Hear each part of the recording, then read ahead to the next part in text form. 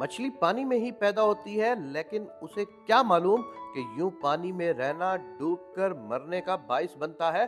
जिन्नात आग के बने हैं, उन्हें क्या मालूम आग जिस्म को जला देती है।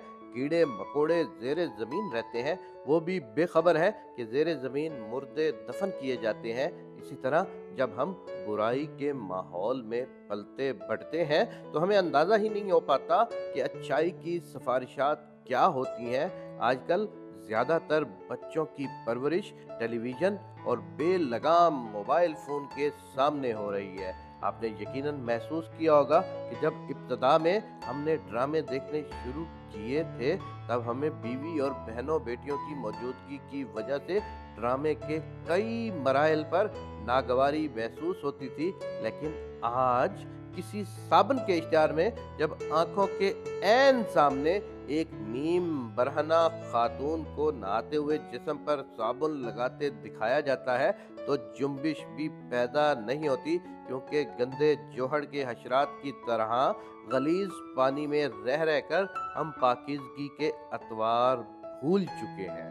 आज फिल्मी अंदाज के नीम बरहना लिबास जब हम अपनी मासूम बच्चियों को पहनाते हैं तो दर हकीकत हम इस नारी माहौल की तरफ उन्हें लेके जा रहे होते हैं जो जिस्म को जला देता है। यूनिवर्सिटी में बेटों का लड़कियों के साथ मिल बैठना अब वालिदैन को भी बुरा नहीं लगता, क्योंकि हम मेंढक की तरह गर्म पानी में खुद को ढालते जा रहे हैं। तहजीब जो किसी मजहब और खित्ते का लिबास होती है, उसे हम तारीख की किताबों में बंद करते जा रहे हैं। टेलीविजन की स्क्रीन से लेकर शादी ब्याह और मंगनी की तकारीब तक हम जिस माहौल की तरफ बढ़ रहे हैं, ये माहौल कल तक हमारे आबा व अजदाद के सामने हद दर्जा काबिले नफरत था।